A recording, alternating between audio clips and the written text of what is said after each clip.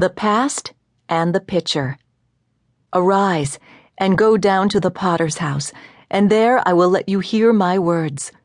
So I went down to the potter's house, and there he was working at his wheel, and the vessel he was making of clay was spoiled in the potter's hand, and he reworked it into another vessel, as it seemed good to the potter to do. Then the word of the Lord came to me. O house of Israel, can I not do with you as this potter has done? Declares the Lord.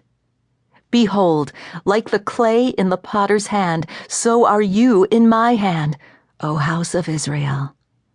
Jeremiah 18, verses 2 through 6. In one of the books I read on grieving the loss of a child, the author suggested smashing a piece of pottery as a form of therapy. When I read that, I thought it was one of the dumbest things I had ever heard. Then, not long after I read and dismissed the idea about smashing a piece of pottery, I was driving along, listening to my favorite worship CD and talking to God. I try not to dwell on the past any more than I need to, because, as with all of us, there are hurts that aren't totally healed. But it was a sunny day and I was alone with my music, so I guess it was as good a time as any to remember. As it turns out, I'm glad I did. Before I get to all that, let me start with my first image of Jesus. At my grandparents' condo, there was an image of the Lord that hung by the fold-out couch my sister and I used to sleep on in the guest room. It was surrounded by photographs of my dead Italian family, mostly women who, A, looked like they should have slowed down on the lasagna servings, and B, decided collectively that whenever a camera was around, they would pretend they were really angry and stare at the lens. Right there, on the wall of Sicilian terror, hung the face of Christ. It was one of those watch you wherever you go faces. I would wake up in the middle of the night and feel like he was staring at me.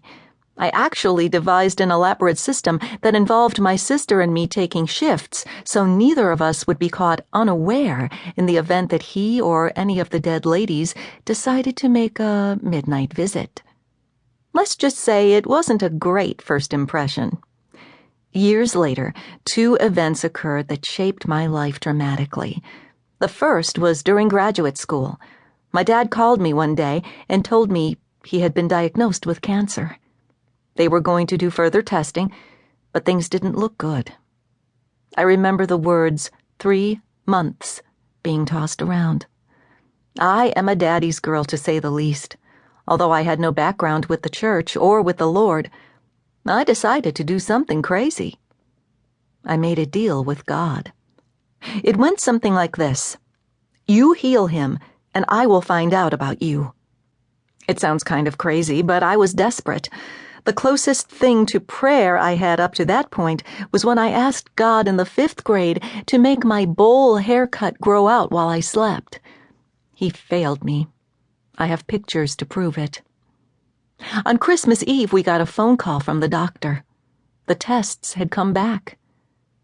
They couldn't find the cancer.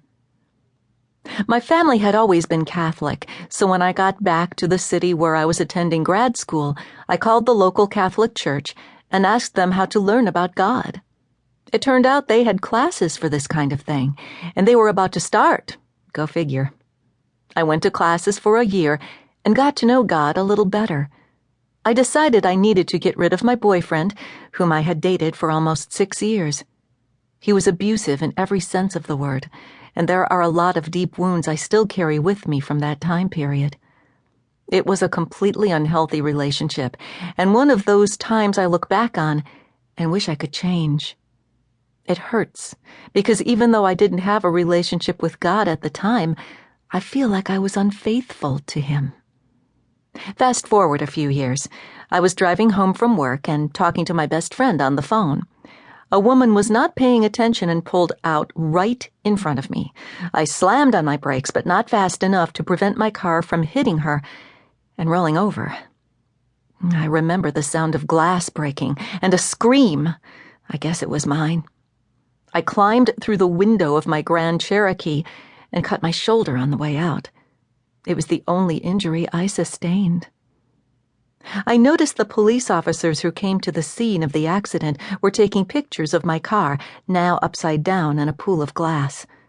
I asked them why, and they told me that based on the way the car had rolled, coupled with the fact that I wasn't wearing my seatbelt, I should have been under the front wheel of the car. I didn't understand why that was interesting enough to photograph until I looked at the car. There was only one item that had come out of the car as I flipped, and it was now pinned under the front wheel. It was the rosary that I had been given by the church when I finished my classes, and it was covered in my blood. Not a single bead was broken. I knew in that moment what many people are blessed enough to learn early in life. He died for me. Later that night, I went to the chapel with my best friend, after she came flying to the hospital with wet hair because she had heard the wreck happen while we were on the phone, and we cried together at his mercy. The door started to open for a relationship with Christ, but I didn't fully let him in. All of that was about to change.